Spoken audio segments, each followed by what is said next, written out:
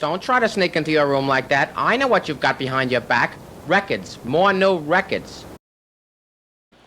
Hey, it's time for another track du jour, and today's track du jour is going to be about The Move. The Move never made it in America. Not that a lot of people didn't try to make The Move happen in America, but it never happened. So I brought a lot of Move albums here. First I'm going to show you the American attempts. Capitol tried. Capitol put out this one, Message from the Country, a wonderful record.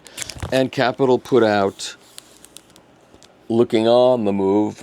Some of these records have tracks that are on both records. It's a complete jumbled mess. And I'm not going to take the time in this video to straighten it all out for you. It probably should be written up as a history. A&M tried with the Best of the Move.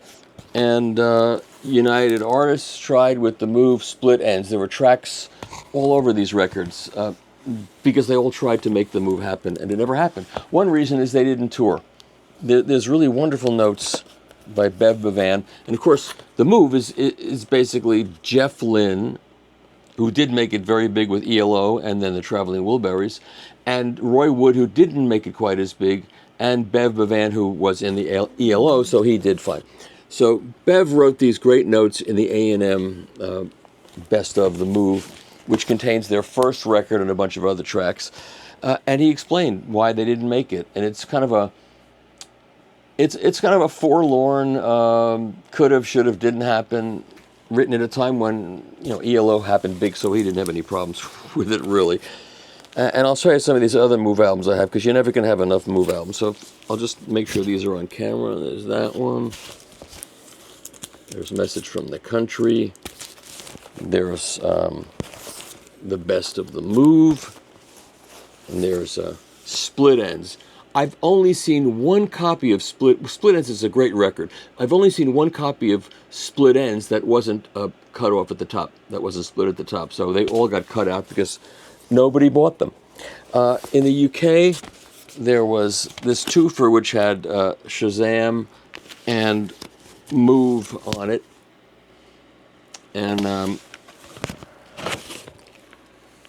it's kind of not the originals. It's a reissue.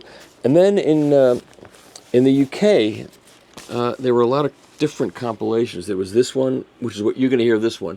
This is the Move were big fans of American music. So aside from the fact that there's a song called California Man on here, they do parodies of Johnny Cash.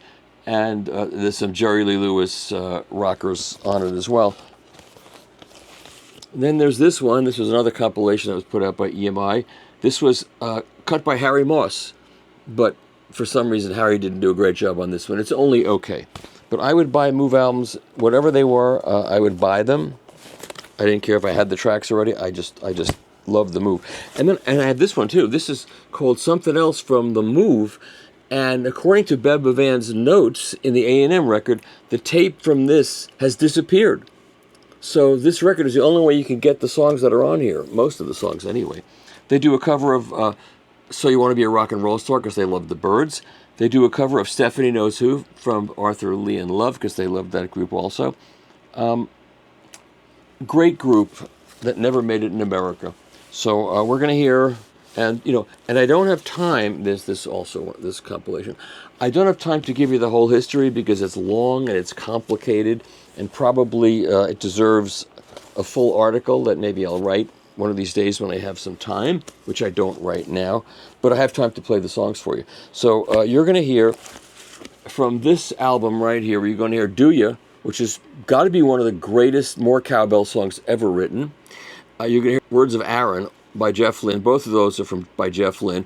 And you're going to hear Tonight by Roy Wood, another great song. So 3 great songs from The Move. The people that know The Move are watching this and going, of course, everybody knows about The Move, but they don't. And there haven't been any reissues.